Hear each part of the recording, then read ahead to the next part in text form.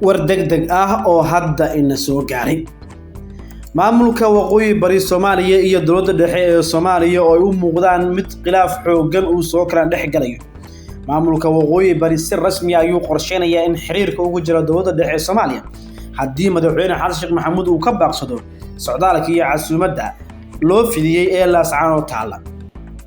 Diidmada in la sii daayo maxaabiista Somaliland oo cirka isku shareertay. Madaxweyne Xasan Sheekh Maxamuud ayaa qaatay go'aan degdeg ah oo la xiriirta in aanu taginin Laascaanood ilaa iyo maxaabiista Somaliland ka xiran xabsiyada laga sii daayo. Wararkii ugu dambeeyay xiisadda gobolka Sanaag, beelaha Isaaq iyo Warsangeli oo dagaal dib uga qarxay. Sir culus oo banaanka timid oo la qarinayay ayaa sidoo kale barnaamijkeena daawadayaal qayb ka noqonay. Waxa kale oo barnaamijkan idinku baahi doona isla markaana aan idinku soo gudbinaynaa maxaa ka jira in hogaamiye sare oo markaasi maamulka Somaliland ah uu soo gudbay dhanka kooxaha Daacish ee burleyda ku dhuumaaleysanaya. Qodobadan ayaan barnaamijkeenan ku qaadaa dhigi doona daawadayaal haddii aad nagu cusub tahay nagu soo biir oo ka mid noqo daawadayaasha iyo saaxiibada nagu xiran like-tuna mar walba ayay muhiim u tahay muuqaalkeena ee ha hilmaamin. Madaxweynaha dowladda federaalka ah ee Soomaaliya Mudane Xasan Sheekh Maxamuud ayaa maalmihii ugu dambeeyay waxaa la warinayay in uu dib kaga baaqanayo socdaal la qorsheeyay in uu ku tago magaalada Laascaanood ee xarunta maamulka waqooyi bari Soomaaliya, kaas oo la doonayo in uu ka qayb galo in la caleemo saaro madaxweynaha dhawaan lagu doortay Laascaanood Cabdiqaadir oo Cali Firdhiye. balse waxaa ilaa ay hadda ay dad badan ogeyn in madaxweyne Xasan Sheekh Maxamuud diidmadiisa safarka Laascaanood ay ku tacalluqdo hal arrin oo kaliya, taas oo dadka markaa halka dega ay iyaguna meel sare iska joojiyeen. Madaxweyne Xasan ayaa maamulka markaasi waqooyi bari Soomaaliya u soo jeediyay in xabsiyada laga daayo ilaa iyo 460 maxbuus oo dagaaladii ka dhacay gobolka Sool looga qabtay maamulka Somaliland ee fadhigiisu yahay Hargeysa. Xasan Sheekh Maxamuud ayaa soo jeediyay in ragga lagu wareejiyo marka uu yimaado magaalada Laascaanood isla markaana uu ka qayb galayo xafladda caleemasaarka ee Cabdiqaadir oo Cali Firdhiye. Arrintan maamulka waqooyi bari Soomaaliya waa uu iska diiday, waxa ayna noqotay in madaxweyne Xasan uu ka baaqsado. Ra'iisul Wasaaraha xukuumadda federaalka ee Soomaaliya Xamse Cabdi Barre iyo qaar ka mid ah golihiisa wasiirada oo kaliya ayaa ka qayb galaya caleemasaarka haddii maamulka waqooyi bari Soomaaliya aanu aqbalin dalabaadka madaxweyne Xasan Sheekh Maxamuud. Arrinta ugu weyn ee madaxweyne Xasan uu ku doodaya ayaa waxa ay tahay in aynan suuragal u ahayn in dad Soomaaliyeed oo maankooda la qalday isla markaana dagaal lagu qabtay oo markaasi dagaalkii hadda natiijadiisii la helay in ay sii xiraadaan saas beddelkeedana ay iyagu ku dul xafladeeyaan halkaana oo aanu tagi doonin ilaa iyo arrintan la xalliyo.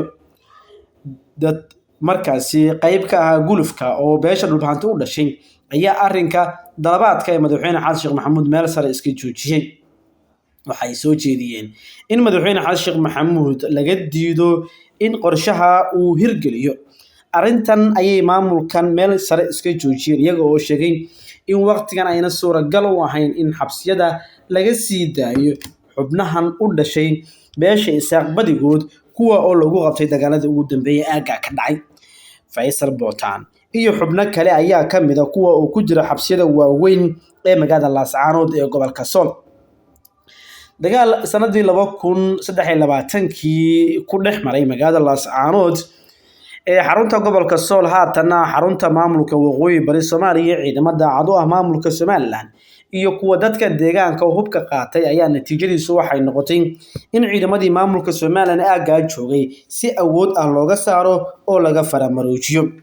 halka dagaalkii ka dhacay waxaa ka dhashay khasaare kala duwan oo naf iyo maal labada dhinacba waxa halka kaga gooriyooday dad tiradooda ilaa ay hadda aan si rasmi ah loo hayn balse lagu tilmaamay in ay gaarayeen boqolaal. sidoo kale boqolaal maxaabiis ah ayaa gacanta la isaga dhigay oo qaarkood ay ku xiran yihiin Hargeysa, kuwa kalena ay ku xiran yihiin Laascaanood, kuwa iyaga oo ku naafan noqday oo curyaan ah ayay joogaan magaalooyinka labada dhinac. natiijadii dagaalkaas ayaa waxay noqotay in maamul laga dhiso Laascaanood oo maamulkii Somaliland ay ka madax banaadaan dadka dega aagaasi. Haddaba maamulka waqooyi bari Soomaaliya ayaa shuruud adag ku xiray siideynta maxaabiista Somaliland ee lagu qabtay dagaaladii Laascaanood xilli haatan ay soo baxayaan dadaallo waaweyn oo la doonayo in lagu daayo maxaabiista xiran. Gudoomiyaha baarlamaanka waqooyi bari oo haatan ku sugan Muqdisho ayaa wareysi uu bixiyay ku sheegay in siideynta maxaabiista ciidanka Somaliland ay gacanta ku hayaan ay ku xiran tahay in marka hore la gaaro heshiis nabadeed oo lagu soo afjarayo colaadda labada dhinac ee muddada caloolsan.